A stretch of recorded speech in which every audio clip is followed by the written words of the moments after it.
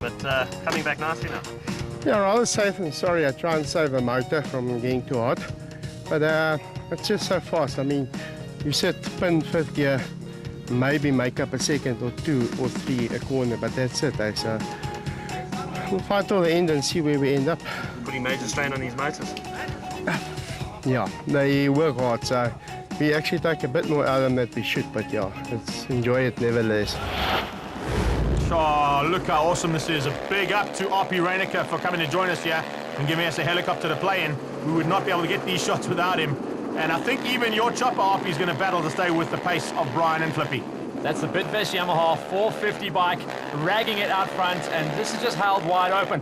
Long straights is what the Kalahari 400 is all about, and you've just got to have the perfect setup on the bike and nerves of steel. And try not to miss any of the road crossings that lead you astray. Flippy, he has a Honda at full pace as well. He runs in second place. He's actually closing things down on Brian Baragwanath out front, because you can see a little bit of the dust. And believe me, that's not from the chopper, that's from the Yamaha. So we're going to have a Honda versus Yamaha, Flippy Bart versus Brian Baragwanath battle pretty soon. We go back onto the ground now, and just to see how quick these guys are actually going. Coming up to the road crossing once again. Quick look, well done, Brian.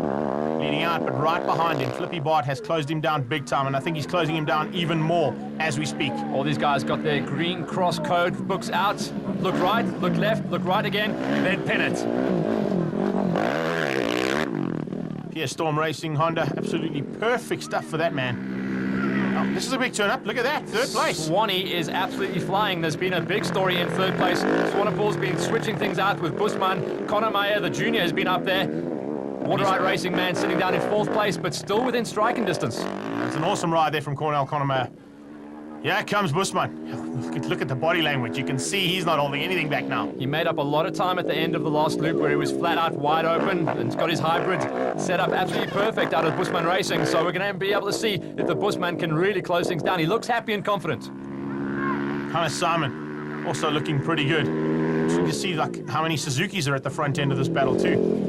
These are all the 450s so far as well. That's the big story. We haven't seen the open class guys, which I thought would come to the front on a track like this, make their way up just yet. We're watching out for Chris van der Westhuizen and the like of to really unleash the big power of the bikes. I'm watching to see where the Zebra gets up there too. Remember, he's on the slightly bigger machine.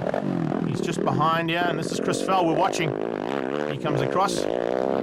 Zebra is there on cue, still leading out in the seniors battle. And to be honest, on a track like this, it's going to be very hard for the rest of the guys to close things down.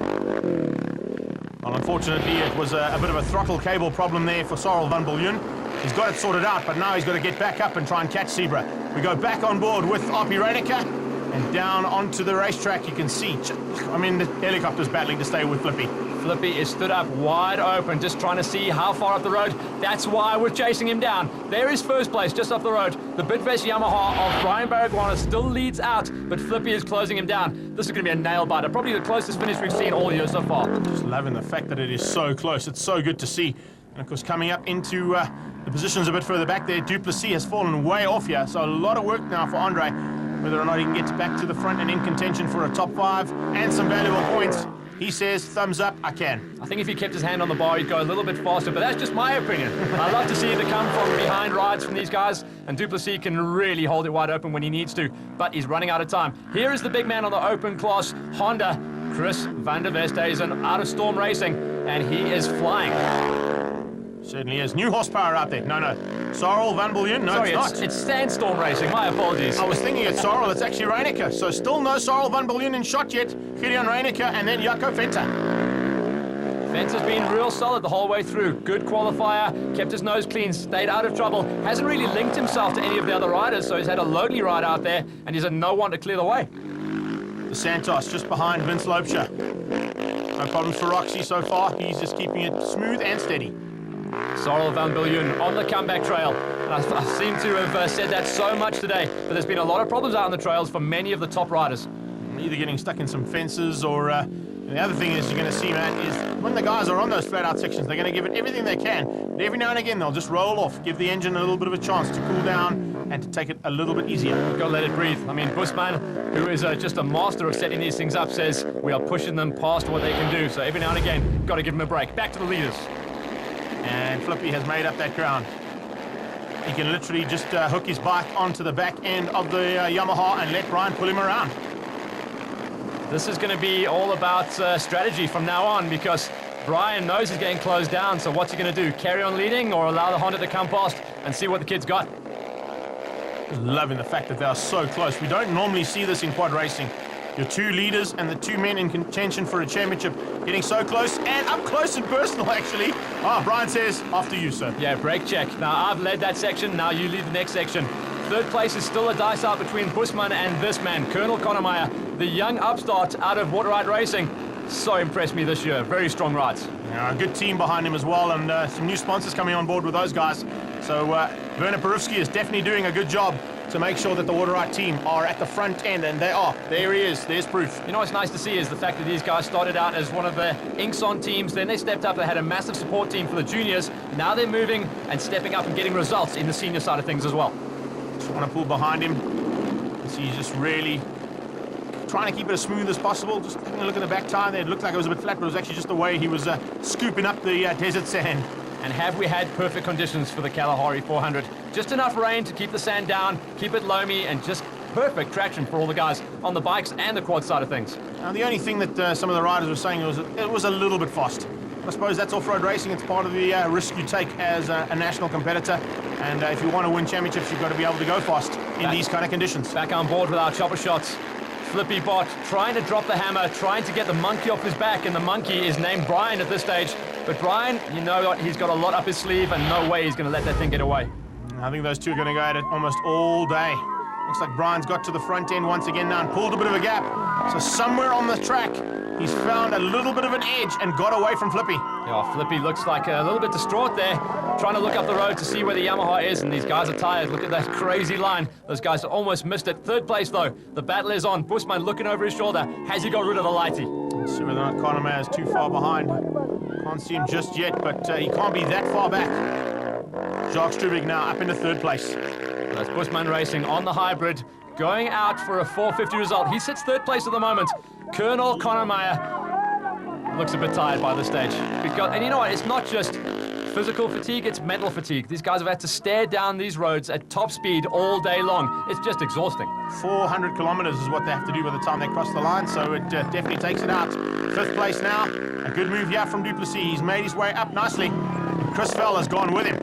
That's the mixture of manufacturers. We saw this in the bike side, so it's a nice level of this track. Obviously, on the technical stuff, we've only seen maybe one or two manufacturers come to the front. But on the wide open stuff, obviously, all the manufacturers can make a bike that is pinned. Good gearing there from those riders too. Here's Hannes Simon. Matt, interesting enough, this man has got first and fourth gear. That's it. And he's trying to get to the finish. Fourth is enough, isn't it? Should do. It's the first gear that I'm worried about. Fifth gear would be important. Now we're finally seeing the man in the open category come to the front. Chris van der Westhuizen, Sandstorm Racing on the Honda, the open Honda as well. In the wide open stuff, he is just wound up now, and his fitness regime is coming into play because he is getting stronger as the race goes on. It's a little clean of the goggles there from Jaco Venter. He's also staying within that top 10 hunt. He's just outside at the moment, but with the way that this race has gone and the slight attrition early on, he might have a chance of getting into the top 10. Vince Lopesha riding himself into fitness and riding himself into championship points as well, because he's still on the comeback trail from a couple of injuries from last year, and he is just bringing home the bacon every time he goes out. Heading into the leaders one more time and back onto the chopper with Oppie Reineke as they fly down. I don't think Flippy is going to catch this man. Brian has got the gap. He's got enough of a gap now, and he should be able to maintain it to the finish. Flippy still runs in second place. No one's going to catch the Storm Racing Honda rider, but the story is he was leading, and Brian just outfoxed him, got off the front, and he's checked out. He's round a corner. You can't see him. That means you can't catch him. So what you've got to do, just get yourself out of sight of the rider behind you, and that's exactly what Brian's done. And Flippy's done the same thing, but that was because Busman and Konnemeyer have had their own little in-house battle. No, Busman's had a nice season so far as well. We're only around number 3, but he is up there on points, and the Busman Racing hybrid bike is holding together nicely. Last season, by this point, he was crying into his beer because he's just had no finishes, had problems with the bike, had problems with fitness. This year, he's got it dialed. He had a much better season, that's for sure. Konnemeyer is having a great first season. and looking good here in the National Seniors. Duplessis, who was part of that lead freight train in the early running, dropped off the back. He's been on the comeback trail, so we know that he's got pace on the bike and fitness in himself. And unfortunately, the race is just not going to be long enough for him to get up into the podium. But 5th place, it's all about points. It's a long year. David Hollis been very quiet all day, but smooth and steady, and that's how you get to the finish. Consistency pays off, and even though he started way, way back, he has come through the field very nicely. Not too far away from the end. Chris Fell also had some goggle problems early on, got that sorted out, but his body language and the throttle of the bike just tells me he is praying for the finish line to arrive. Please, please, please soon. He's looking up the road going, it's only a couple of Ks. I know I can, I know I can. 1st and 4th, well done to Hannes Simon. He will get to the line and he will finish up on 2 gears on that machine of his. Listen to that, it's a lot of clutch work going on, so the clutch is just going to be smoking away, and there'll be some work to do in between the scenes, between rounds 3 and 4. And of course, round 4 now being changed up to Sun City. We're going to go and play at the Valley of Waves. You know what, that means it's going to be a track that looks very similar to this. Flat, they may send them up into the hills, but the hills are pretty small, so they're going to be few and far between. I think it's going to be a fast track. Chris van der Westhuizen looking to take his victory in the open category if he stays where he is. That's exactly what he's going to do, but no one is going to catch this man. Can you believe the pace that he found somewhere on the track to get away from the Honda? The all-conquering team of the proudly best Yamahas, and they are coming to the front every single time now. He tried hard, but unfortunately was found wanting in the last part of the last lap. But PS Storm Racing comes through in 2nd place. And Flippy will go to the next round, trying to find out how he can beat Brian Baragwanath. Honda is still well represented, and it's turning into the Honda versus Yamaha battle, with Busman and his hybrid thrown in for the mix. Jacques Struwik coming through in 3rd place. He'll be happy with that result.